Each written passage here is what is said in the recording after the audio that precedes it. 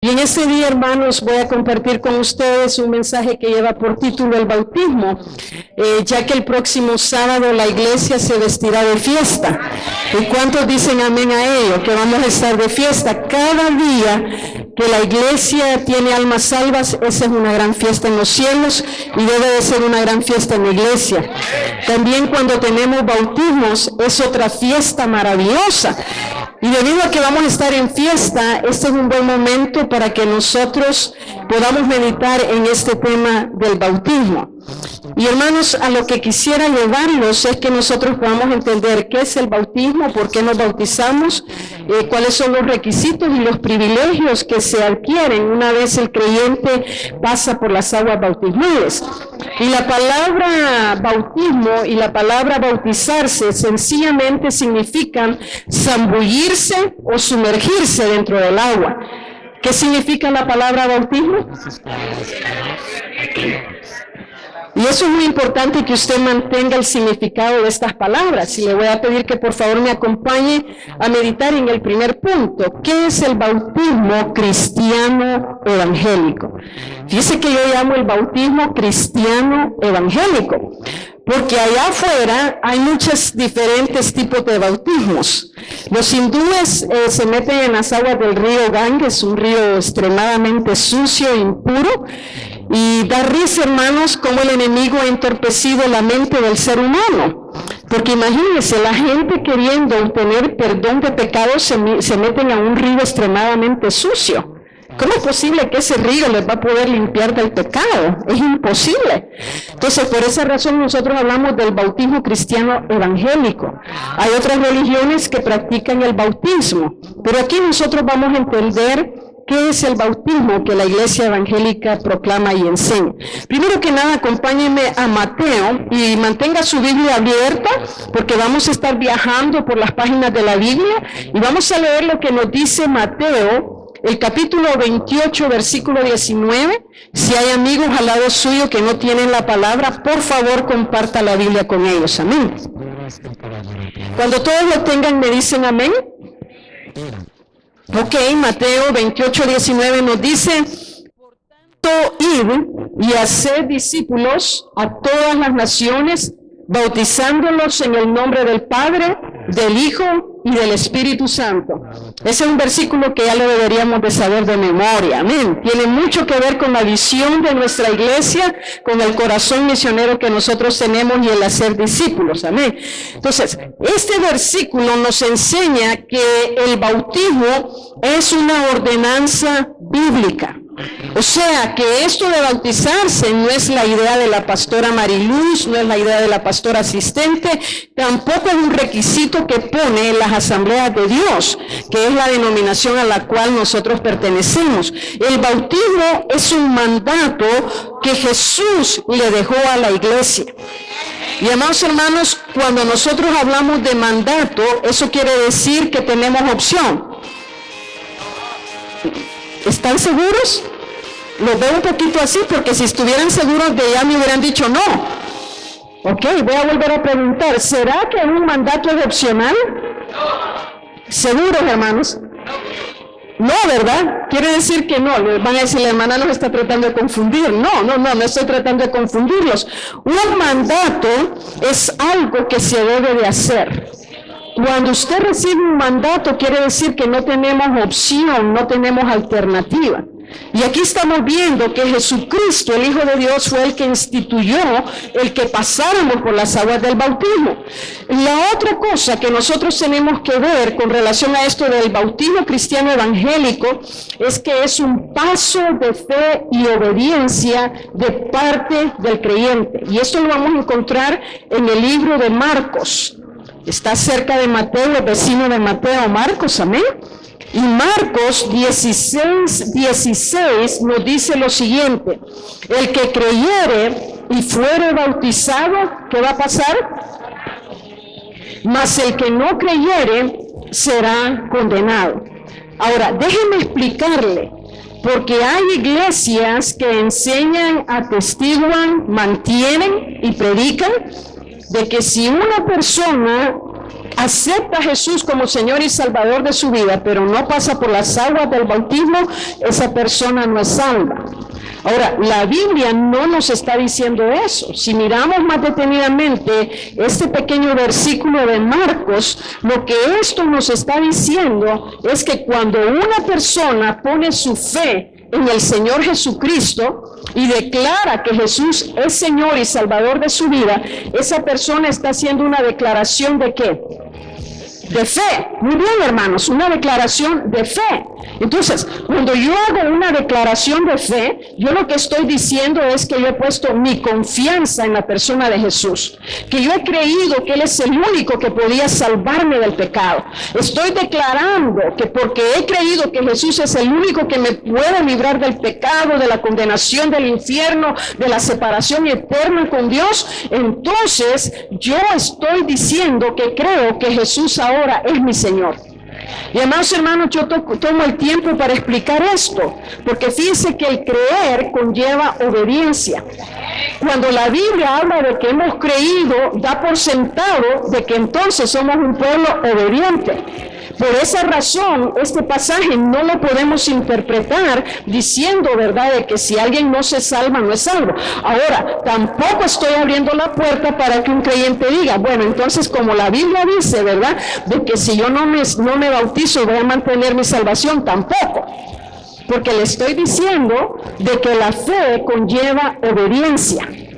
Las dos van de la mano. No podemos decir que yo creo en Dios si no camino en obediencia de acuerdo a sus mandamientos. ¿Me está entendiendo lo que la Biblia nos está enseñando en esta mañana?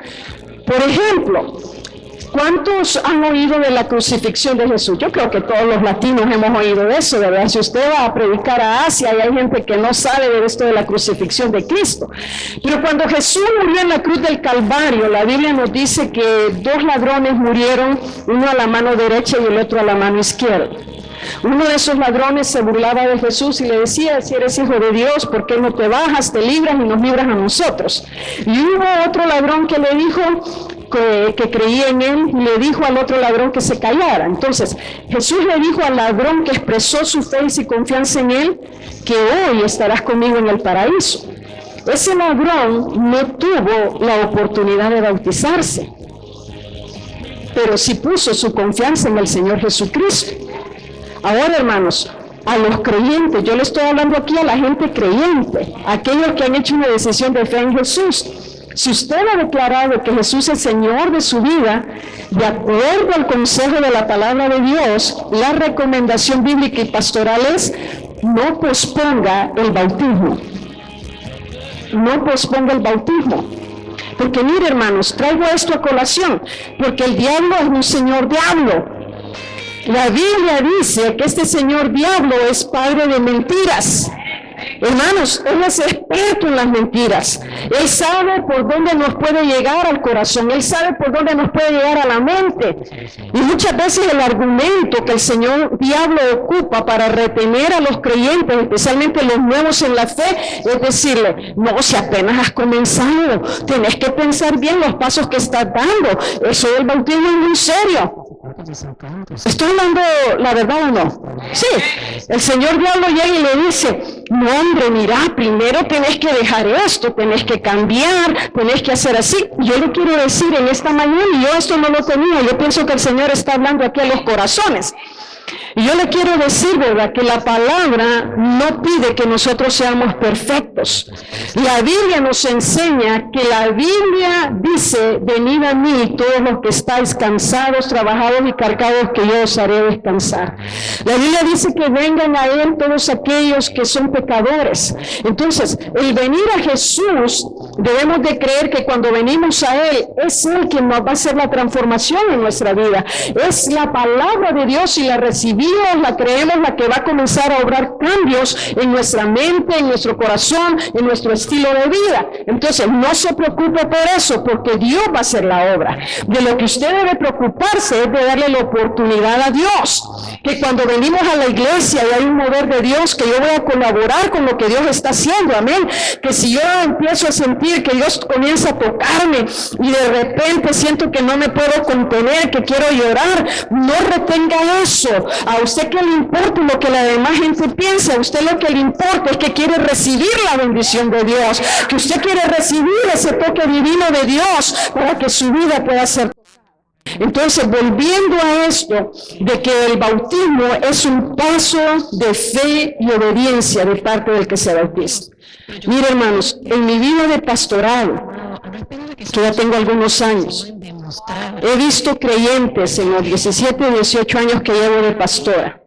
He visto creyentes que se mantenían luchando con situaciones de la carne, del mundo, pero una vez tomaron la decisión de bautizarse, fue como algo impresionante que Dios hizo en ellos. ¿Por qué? Porque Dios recompensa la fe y la obediencia. Entonces, hermanos, yo le animo, ¿verdad? Yo sé que hay hermanos que ya se anotaron para el bautismo, pero los hermanos nuevos en la fe, ¿verdad? Usted vaya diciéndole al Señor, yo quiero obedecer a tu palabra, Señor, yo quiero ser prosperado, yo quiero ser prosperada, Señor, y el obedecer los mandamientos de Dios nos prospera. Ahora, continuando con esto de qué es el bautismo cristiano evangélico, vamos a Romanos, gloria a Dios, Romanos, el capítulo 6, vamos a dar lectura a unos versículos al 3 y al 4 de Romanos 6. Este versículo es muy importante para que entendamos qué es el bautismo cristiano evangélico. Gloria a Dios. Entonces vamos a ver los versículos 3 y 4 que nos dice: ¿O no sabéis que todos los que hemos sido bautizados en Cristo Jesús hemos sido bautizados en su muerte? Porque somos sepultados juntamente con Él para muerte por el bautismo, a fin de que como Cristo resucitó de los muertos por la gloria del Padre, así también nosotros andemos en vida nueva. El bautismo es una señal de identificación del creyente con Cristo en su muerte y en su resurrección. En otras palabras, lo que ocurre cuando el creyente pasa por el bautismo, puede ser en un río, puede ser en un lago, puede ser en un bautisterio, como va a ser este sábado los bautismos allí en la primera iglesia de las Asambleas de Dios. Lo que ocurre, hermanos, es de que estamos dando testimonio de nuestra fe, pero también con el bautismo es un símbolo de que morimos al mundo y estamos resucitando espiritualmente a una vida en Cristo Jesús. Fíjese que aunque es un simbolismo, yo creo definitivamente que cuando nacemos de nuevo por el poder de la palabra y la acción del Espíritu Santo, el hombre y la mujer que eran pecadores pueden experimentar una nueva vida. Y mire, hermano, yo creo que aquí todos los que somos creyentes en Cristo Jesús podemos decir que hemos experimentado una nueva vida. Con esa nueva vida vino un cambio de mente, vino un cambio de corazón, cambio de actitudes, cambio de conducta, vino cambios en las relaciones familiares, vino cambios en las relaciones laborales. Amén. Nos hemos hecho gente más sabia por el poder de la palabra. Entonces, esto es la obra de la palabra y del Espíritu de Dios. Fíjese que la palabra viene a santificarnos, pero también el Espíritu Santo nos santifica. Ningún hombre y ninguna mujer puede agradar a Dios en su propia carne. Yo no puedo agradar a Dios, hermanos. Tengo que recibir la ayuda del Espíritu Santo para poder una vida agradable delante de Dios. Entonces, lo que ocurre es de que esa vida pecaminosa, esa vida carnal, esa vida mundana, esa vida de maldad, el Espíritu Santo, la Biblia dice que viene a vivir en el creyente. Toda persona que hizo una confesión de fe en Jesús, ustedes, amados hermanos, que el domingo hicieron esa decisión de fe en Jesús, ese día el Espíritu Santo vino a vivir en ustedes. Y desde ese momento que ustedes hicieron esa decisión por Jesús, el Espíritu Santo está purificando. Eso es lo que se llama santificación. Entonces, con esa santificación ocurren deseos espirituales. Dan ganas de venir a la iglesia, amén. Dan ganas de leer la Biblia, dan ganas de estar donde los hermanos están. Mire, Wendy fue al servicio allá, ¿verdad? Allá en Alexandria. Y entonces, ¿por qué ocurre eso? Porque hay ganas de Dios, y esas ganas de Dios se las da el Espíritu Santo. Entonces, eso demuestra, ¿verdad?, que ya no estamos caminando en una vida de muerte espiritual. Porque la Biblia dice que antes estábamos muertos en nuestros delitos y pecados, pero cuando Cristo vino, Él nos resucitó a una vida nueva. Entonces, esto es el bautismo evangélico, es un simbolismo. de que yo morí al mundo y que ahora estoy abrazando a Jesús y que estoy dando testimonio que estoy siendo resucitada o resucitado con Él. Vamos a Mateo 3:16. Gloria al nombre de Jesús. ¿Estamos entendiendo la palabra, amados hermanos y amigos? Ok, Mateo 3:16, este pasaje es muy importante, dice, y Jesús después que fue, ¿qué? Bautizado. ¿Qué fue lo que ocurrió? Lea conmigo por favor este versículo. Subió luego del agua, y aquí los cielos le fueron abiertos, y vio al Espíritu de Dios que descendía como paloma y venía sobre él. ¿Por qué razón la iglesia evangélica hace el bautismo por inmersión? Porque la palabra así lo enseña. Así de sencillo, hermano. Esto es bien sencillo, no tiene que hacerse bolas, amén. ¿Por qué es que no le ponemos un poquito de agua en la cabeza a la gente?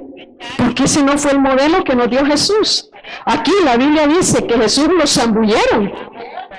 ¿Verdad que eso es lo que yo leí? Eso es lo que usted leyó, ¿verdad? Cuando Juan bautizó a Jesús, el Hijo de Dios, los zambulló. Y fíjese que la Biblia dice claramente cuando Jesús subió del agua. Para que usted pueda subir del agua, quiere decir que estaba aquí debajo del agua, amén. Y bautismo, dijimos que quiere decir que zambullirse, sumergirse, amén. Entonces, por esa razón es que nosotros bautizamos por inmersión. Fíjese que otro ejemplo de esto lo encontramos en Hechos. Y esto es muy importante de que la iglesia sepa por qué nuestra práctica del bautismo es como es, amén. Vamos a Hechos capítulo 8. No vamos a leer todo este pasaje del versículo 26 al 40, pero solo vamos a leer el versículo 38 y 39 para respaldar esto de que por qué la iglesia evangélica practica el bautismo por inmersión. Fíjese que el versículo 38, este pasaje nos habla de un funcionario eunuco que era parte del gobierno de la reina Candace de los etíopes. Y él no conocía al Señor y quería que alguien le explicara el camino de vida. Viene el Espíritu Santo y envía a Felipe para que le cuente y le diga cómo él puede conocer a Dios. Entonces, después que el hombre se ha expuesto, él acepta al Señor y dice que impide que yo sea bautizado. Fíjese que el versículo 38 dice, y mandó parar el carro y descendieron ambos al agua, Felipe y el eunuco, y le bautizó. Cuando subieron del agua, otra vez, cuando subieron del agua, el Espíritu del Señor arrebató a Felipe y el eunuco no le vio más y siguió gozoso su camino. Ahora, si a usted le preguntan, ¿por qué es que en tu iglesia tienen que zambullir a la gente? Ahora usted ya les va a poder decir, ¿verdad? ¿Por qué razón es que nosotros hacemos el bautismo por inmersión? La Biblia lo dice. Jesús nos dio ejemplo. Amén. Continuando, ¿por qué nos bautizamos? Mateo 3:16 leímos esa porción y ahí vemos que Jesús nos dio ejemplo. Imagínense, ¿quién era Jesús? ¿Era un profeta? Claro que sí, Jesús era profeta. ¿Él era un hombre santo? Claro que sí. Pero más que profeta y santo, Jesús era el Hijo de Dios, el enviado de Dios. Entonces, si Jesús, siendo el Hijo de Dios, un hombre que la Biblia nos dice que era sin pecado, en él no había mancha alguna, si él pasó por las aguas del bautismo, no fue en realidad porque Jesús lo necesitara, sino para darnos ejemplo, porque él vino para darnos ejemplo, eso dice la palabra. Entonces, él nos dio ejemplo. Si Jesús, el Hijo de Dios, pasó por el agua del bautismo, ¿quiénes somos nosotros para decir, no, yo no voy a pasar por ahí, no lo necesito? Amén. Entonces, él nos dio ejemplo. Y la Biblia dice que nosotros debemos de imitar a Jesús. Así es que, hermanos, lo hacemos por sometimiento a la palabra, por obediencia a la palabra. La iglesia del Nuevo Testamento, o la iglesia primitiva, como algunos le llaman, ¿verdad?, hizo esta práctica del bautismo en obediencia al mandato del Señor Jesucristo. ¿Y dónde encontramos ese mandato? Yo se lo dije al principio del servicio, al principio de la predicación. Mateo 28. ¡Oh, los felicito, hermanos! Bien, excelente. Entonces, esa es la base, ¿verdad?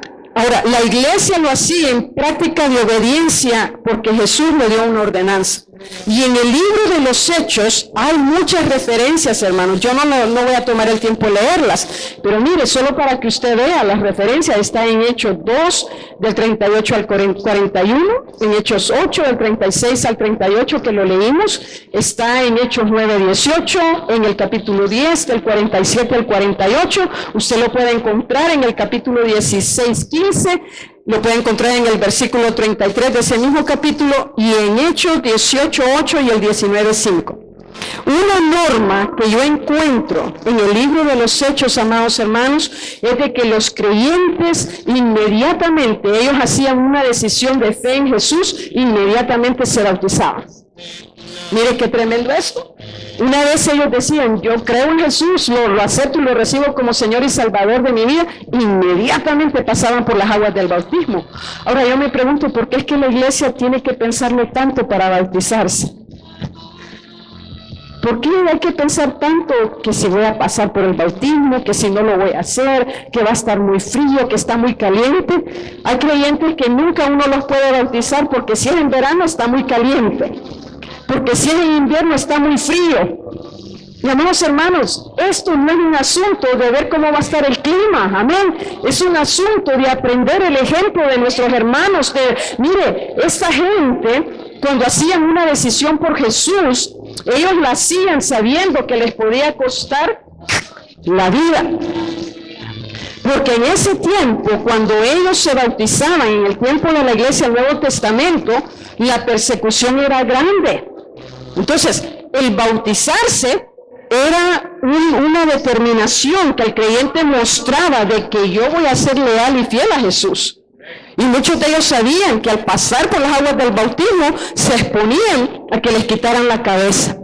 En ese tiempo ninguno de nosotros estamos viviendo en persecución aquí en los Estados Unidos de América. Amados hermanos, yo creo que deberíamos de considerar seriamente esto del bautismo, ¿verdad? Especialmente los hermanos que están viniendo al Señor. Ahora ya vimos que es por obediencia a la palabra. Pasemos al tercer punto. ¿Cuáles son los requisitos para ser bautizado? Y esto es muy importante. Veamos lo que nos dice Hechos, el capítulo 3, versículo 19, Hechos 3, 19. Dice, así que arrepentíos y convertíos, para que sean borrados vuestros pecados, para que vengan de la presencia del Señor tiempos de ¿qué? De refrigerio. ¿Qué es esto del pecado? Para que usted pueda entender qué es arrepentirse, tenemos que decir primero qué es pecado, ¿verdad que sí? Todos tenemos una noción, pero la Biblia define que pecado es toda desobediencia a Dios, toda desobediencia a su palabra o simplemente errar el blanco. Y amados, todos nosotros hemos errado el blanco. Ninguno de nosotros es perfecto ni santo. Entonces todos hemos sido pecadores, amén. Entonces, cuando yo reconozco que soy pecadora y he escuchado la palabra y he permitido la obra del Espíritu Santo, ¿verdad? Que usa la palabra para llegar a mi mente, a mi entendimiento y para llegar a mi corazón. Y cuando soy redarguida, quiere decir cuando soy confrontada por el Espíritu de Dios de que soy pecadora, estoy perdida, no tengo salvación, que mi única salvación es Jesús. Cuando el hombre y la mujer llega a eso, ocurre lo que la Biblia dice, el arrepentimiento. Y amados hermanos, ninguna persona puede de verdad pasar por las aguas del bautismo si no pasa por la puerta del arrepentimiento. ¿Por qué yo estoy haciendo espacio un poquito fuerte aquí en esto del arrepentimiento? Porque esto es clave. Porque, amados hermanos, Dios no nos ha llamado a una religión. Dios nos ha llamado a una comunión con Él a través de su Hijo Jesucristo. Mire, la religión, como le decía al principio, la gente hindú, la religión nos aleja de Dios, no los acerca. La religión que le ha enseñado a la gente a doblegarse delante de las imágenes los aleja de Dios, no los acerca. La Biblia nos dice, Jesús dijo, yo soy el camino, la verdad y la vida. Nadie viene al Padre sino por mí. Entonces, lo que esto nos deja ver, que cuando el hombre y la mujer recibe a Jesús, reconoce que solamente Él es el camino, la verdad y la vida, y pasa por la puerta del arrepentimiento. Ahora, el arrepentimiento no es simplemente echar unas lágrimas, porque hay mucha gente que cuando se da el llamado de salvación lloran y echan los moquitos, ¿verdad? Y se descomponen. Pero mire, eso no me da a mí la señal de que usted se ha arrepentido, porque la Biblia dice que el arrepentimiento es dejar el pecado.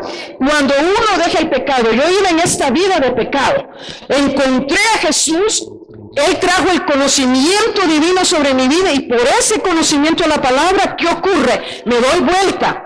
Ya no sigo en esa vida de pecado. ¿Qué hago? La dejo, abandono el pecado, huyo del pecado, gloria a Dios. Y entonces cuando uno deja el pecado, cuando uno reconoce, ¿verdad?, que esa vida no me conviene y permite la obra de Dios en la vida de uno, ahí puedo decir que se ha dado el arrepentimiento.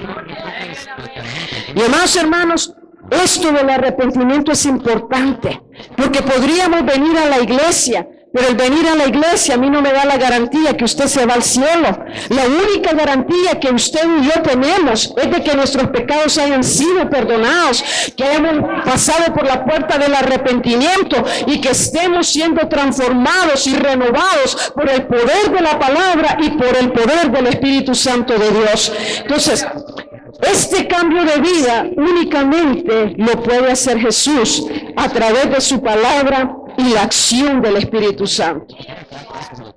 ¿Cuál es el otro requisito para poder bautizarse? Eso lo encontramos en Romanos.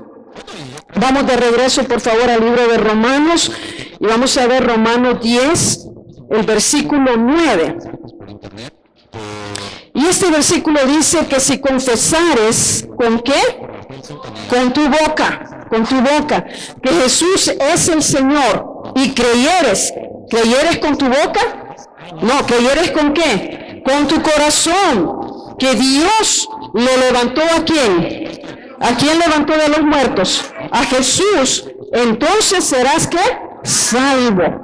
¿Por qué es tan importante esto? Porque mire, para que nosotros podamos ser bautizados, tenemos que haber hecho una decisión de fe en el Señor Jesucristo.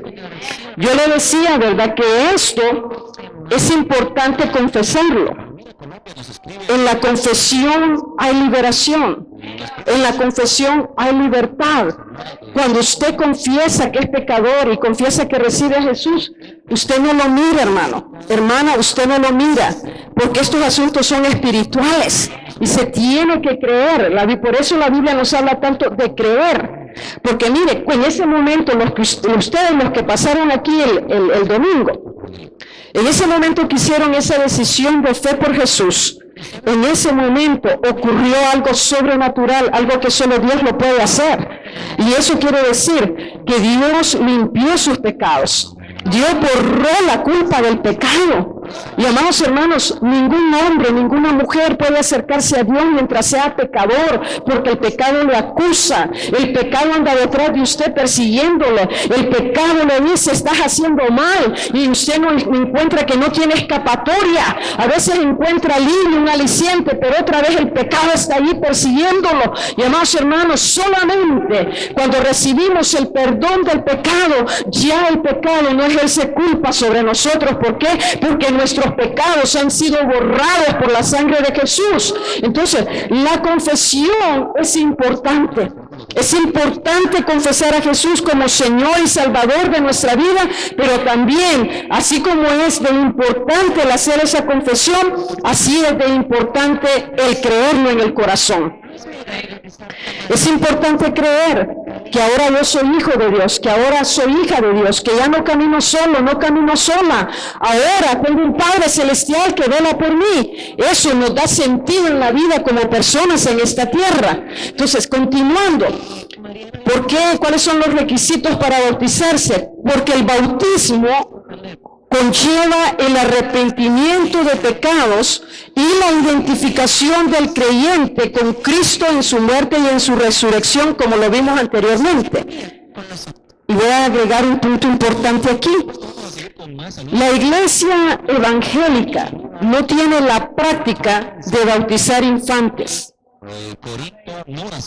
La iglesia evangélica no tiene esa práctica. Y déjenme decirle por qué no practicamos el bautismo de infantes como lo hace la iglesia popular. Algunos de ustedes quizás fueron bautizados cuando eran infantes, cuando estaban bajo la cobertura de la iglesia popular. Pero le voy a explicar por qué nosotros no bautizamos infantes. Porque un infante no tiene pecado en sí. El niño o el bebé no ha practicado el pecado. No tiene necesidad de arrepentirse. ¿O tiene necesidad de arrepentirse un bebé? No. La Biblia dice que nosotros hemos nacido con una naturaleza pecaminosa. Ahora, es diferente nacer con una naturaleza pecaminosa a haber practicado el pecado. El bebé, ese infante, nunca ha practicado pecado. Y la Biblia, aquí hemos visto, ¿verdad?, que para que alguien se pueda bautizar, tiene que reconocer que es pecador. Amén. Un bebé, ¿cómo va a reconocer que es pecador si nunca ha pecado? No tiene necesidad de arrepentirse, o tiene necesidad de arrepentirse. No, la Biblia por eso nos enseña que nosotros no podemos bautizar infantes. Él o ella no tiene la capacidad de comprender lo que el sacrificio de Cristo hizo por él o ella allá en la cruz del Calvario. Para poder entender lo que el sacrificio de Cristo hizo por nosotros en la cruz, necesitamos tener entendimiento. Por esa razón nosotros no bautizamos infantes. Bautizamos personas que han reconocido que son pecadoras, que le han fallado a Dios, que se han arrepentido y que ahora han hecho una decisión de fe en Jesús como Señor y Salvador de su vida. Pasando al último punto, ¿cuáles son los privilegios que yo recibo al pasar por las aguas del bautismo? ¿Cuáles son las bendiciones que vienen a mi vida? Porque hemos estado hablando solo de mandamientos, ¿verdad? Y que hay que hacerlo y que hay que hacerlo. Pero yo quiero decirle en esta mañana, amados hermanos y amigos, que cuando nos sometemos a los mandamientos de Dios, eso desata una bendición de parte de Dios sobre nosotros. El obedecer es bendición para nuestra alma. El creer a la palabra de Dios es bendición para nuestras vidas, para nuestras familias. Entonces, ¿cuáles son los privilegios que yo recibo? El primero es que paso a ser miembro de una iglesia. Y amados hermanos, el ser miembro de una iglesia es muy importante. ¿Por qué? Para que usted pueda crecer, para que usted pueda ser cuidado, para que usted pueda ser protegido en su vida espiritual, para que usted pueda conocer a Dios. Es importante que nos integremos a una iglesia, porque ahí nos reunimos con personas que tienen la misma fe que yo tengo. A veces el camino en el Señor se puede volver un poquito difícil por las pruebas, por las situaciones difíciles, a veces los sinsabores de la vida, y a veces nos sentimos que somos los únicos, pero cuando venimos al cuerpo de creyentes, cuando nos reunimos, yo recibo fortaleza al estar con hermanos, recibo el amor de la congregación, amén. Entonces es bueno estar en una congregación. ¿Para qué? Para que podamos crecer en el conocimiento de Dios, para que yo no ande como una pieza suelta por ahí, sino que pueda ser parte de un cuerpo que está integrado, que tiene una visión, que tiene la bendición de Dios, que sabe para dónde va. Entonces ese es uno de los primeros privilegios que recibimos. El segundo es que cuando somos parte de la iglesia, cuando somos miembros, podemos participar en algunos privilegios del ministerio que la iglesia tiene.